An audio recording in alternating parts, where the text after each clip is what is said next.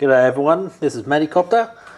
So I've just done the dual ESC upgrade, the extra ESC upgrade on the Blade 200 SRX, which is basically the extra ESC for the rear tail.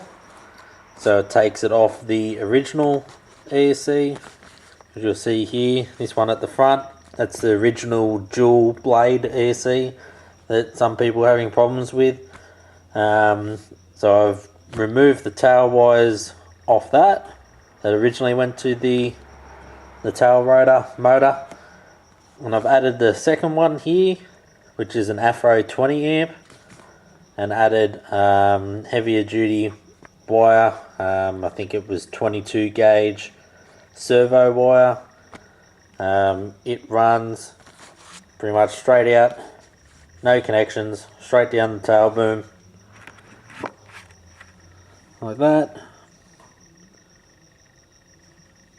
and straight into the motor at the back there.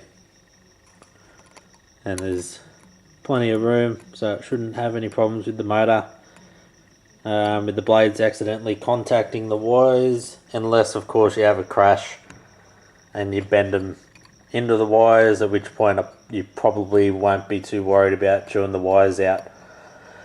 So basically all that was done is, it's a little bit hard to see because I've put heat shrink over top of everything again, but I've taken the original wires that were on the original ESC, the battery wires, and turned them. They used to come out the front when it was back here. Used to come out the front. I've turned them around so they go backwards, soldered them straight on to the new ESC, which I've taken some photos and I'll be posting them on the Heli Freak forums on how to do this.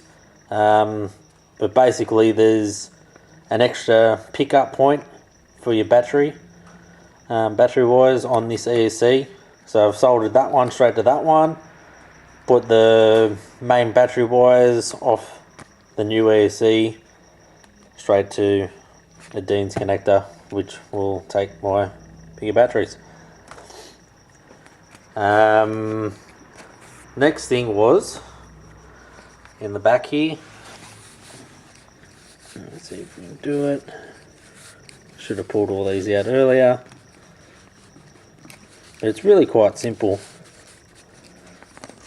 All we've done here is, or what I've done is, I've removed the original battery circuit from the original ESC. So the original ESC doesn't power the receiver at all.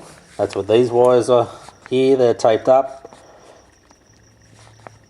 And then we've got these ones here coming from the new receiver, the brown and the red. That's the new receiver's battery circuit. They give power and earth to the receiver here. This orange wire, this one is actually coming from the original ESC. So that you got the original ribbon cable in there. Let's zoom in on it a little bit. You got the original ribbon cable there. So yellow was the rudder, which was the tail, obviously. The orange is the main motor signal, and then you had the power and earth. So we're not using the power and earth there. We're using them from the new ESC. We put the orange wire, which is the main motor signal, into that plug as well. And then what we have to do is split this extra rudder signal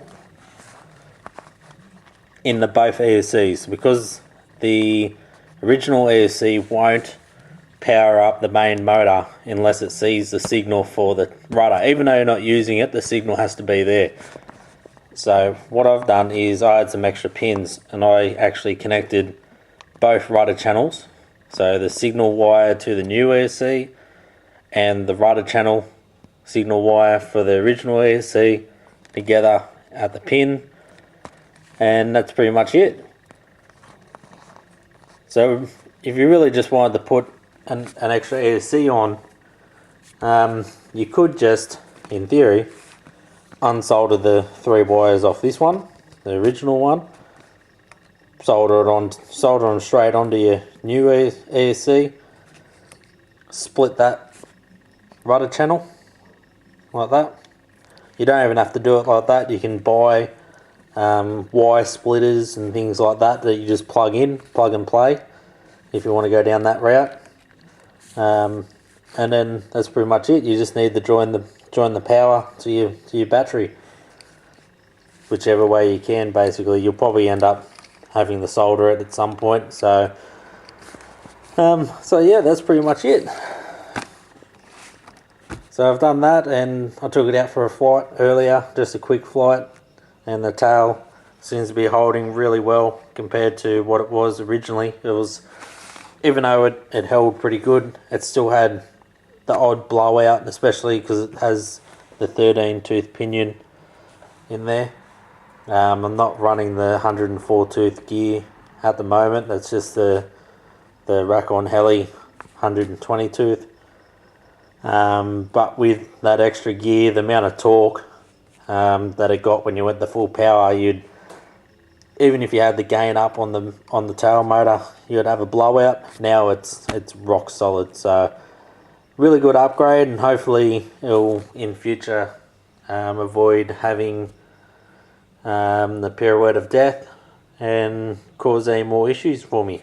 So there you go. If you ever wanted to know how to do it, that's a quick overview on how to do it, and I will be posting up a little how-to on the Heli Freak forums under the 200 SRX sub-forum as soon as I get time to write it up with pictures and everything. So you can either just try it like that, or you can wait until I post that up and then try it yourself.